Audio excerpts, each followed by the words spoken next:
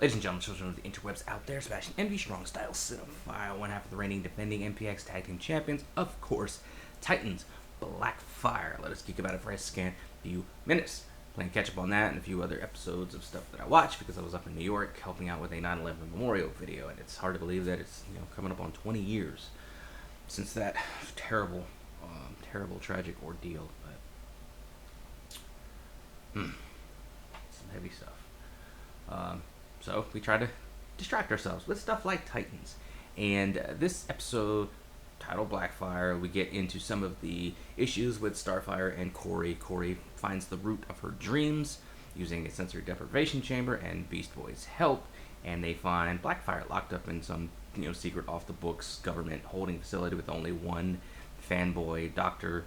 Tendy, keeping tabs over her as she's in this chamber that presumably sucks away her powers. And if we're being honest, it was a very lackluster appearance of Blackfire because of what we got in Season 2 and into the season finale of Season 2 where Blackfire comes to Earth, possesses people. She was set to be a bigger thing. Somewhere between the Season 2 season finale and here, it's kind of like, she was set to be this big bad, but she's really kind of not.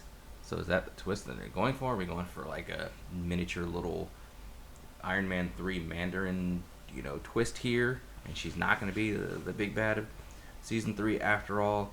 Remains to be seen how it plays out, but it was kind of, I don't know if the anticlimactic is the word, but it was just a little bit, they didn't stick the landing of what they set up. But again, this was Season 2. Maybe they had bigger plans for Season 3. Somebody came in and said, hey, let's do more with Red Hood, or, it just remains to be seen how it all plays out. But it's kind of odd where things are right now. I'm wondering just the fact that this was like just, there was nobody else there. There's just one dude with this super powerful alien. Yeah, and they just leave one dude. Now, that's what they did in the story, but outside of that, it's one of those things where you kind of wonder, is this like a budget thing that we can't staff this prison with the super powerful alien individual? It was like, really, that's all you got? Like, we get into some of the issues. We know Blackfire killed Starfire's and Blackfire's parents. Blackfire says there's more to it, yada yada yada. So maybe we'll explore. There's a reason why she did it. We know through the conversation that they had issues with their parents, that Blackfire looked at Starfire as being treated better. She was the princess and this and that. And she just did what she did because she didn't have a sister that would fight for her, is what she says. I'm assuming that's the root of it, but, or not. That's part of it, but essentially it'll boil down to the fact that she's evil. She's broken at the end of the day. And at first, Corey's going to leave her there, but then has a change of heart, and they take Blackfire with them. So clearly, there's no reason to think that's going to go bad, but it remains to be seen how exactly it plays out, and if Blackfire recovers and decides to end up being more of a villainous person in the remaining episodes of the season. I guess we'll just have to see how they play it out and just see if they can stick the landing of whatever they're doing.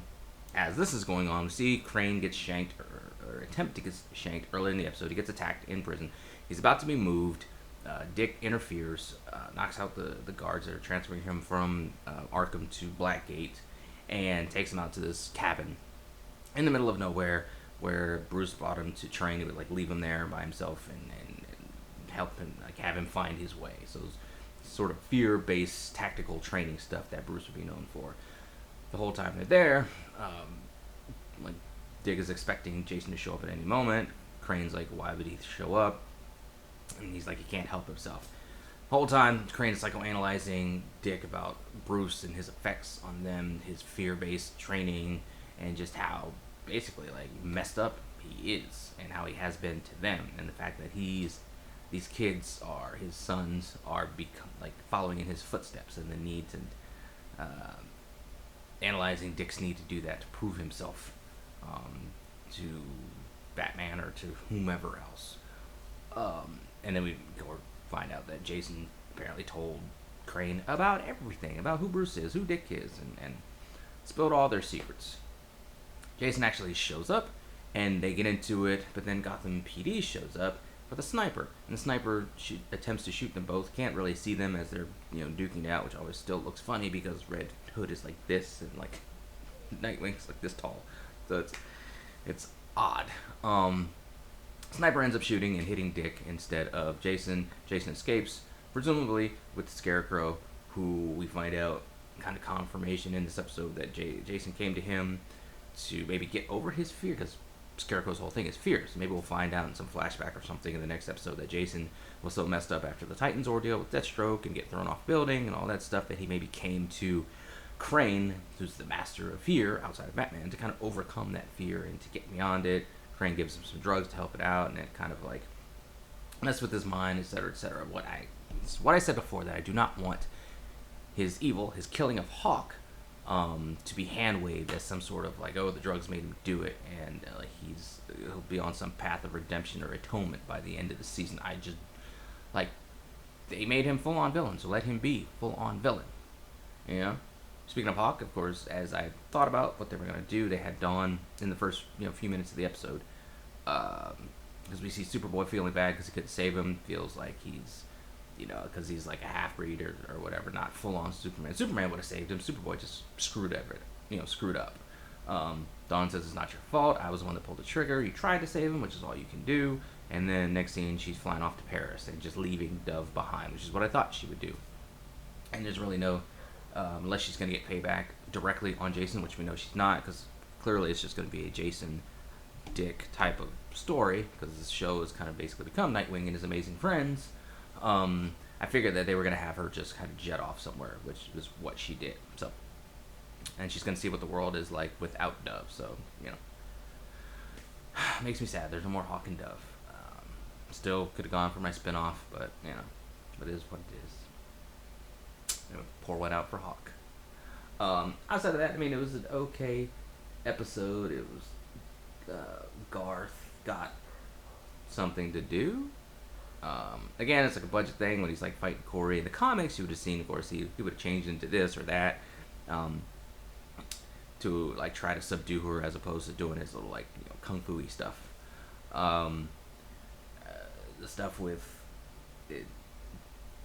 Dick's conversation with Crane was interesting. Again, it just like they're going into some of the damage and the effects of being a superhero has on these people, and I kind of like that. I liked how Dawn was like, there has to be something on the other side of the spandex, basically, and she's going to find out what it was, like a retirement plan, and she's going to find out what that is. So I like that aspect of it. The stuff with Starfire and Blackfire, we're 4 episodes in, and there's 12 or 13 episodes, something like that. So how much screen time, real estate is she going to take up? Is this thing with her and Starfire going to be developed fully enough in this amount of time? How long till the Jason stuff wraps up? So like I said, they're juggling like 2 sort of potentially big story things in a short number of episodes. Now, if we were doing the CW, how they're doing the graphic novel approach, we're doing like part one of the season is Red Hood, part 2 of the season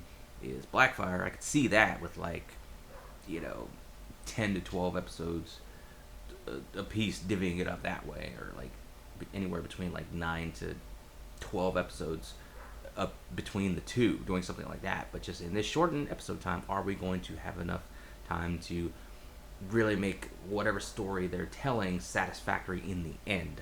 I'm really curious to see if they're going to nail it this time, because in the past 2 seasons, they have not.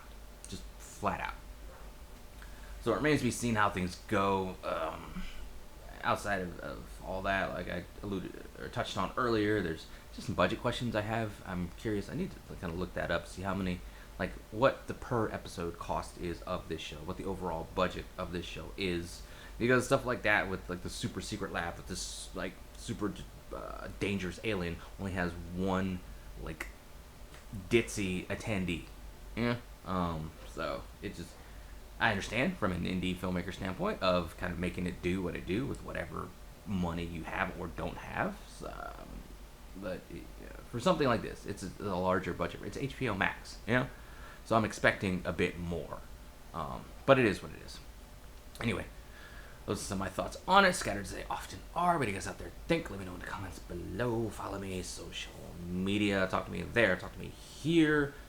Till next time, still gonna get to some Stargirl and finish out with Superman. And the Eternals dropped a trailer, so we gotta talk about that. He-Man and Masters of the Universe, we gotta talk about that trailer. I'll do that next. So maybe people could stop fussing about Revelation. Probably not. But till next time, let us geek.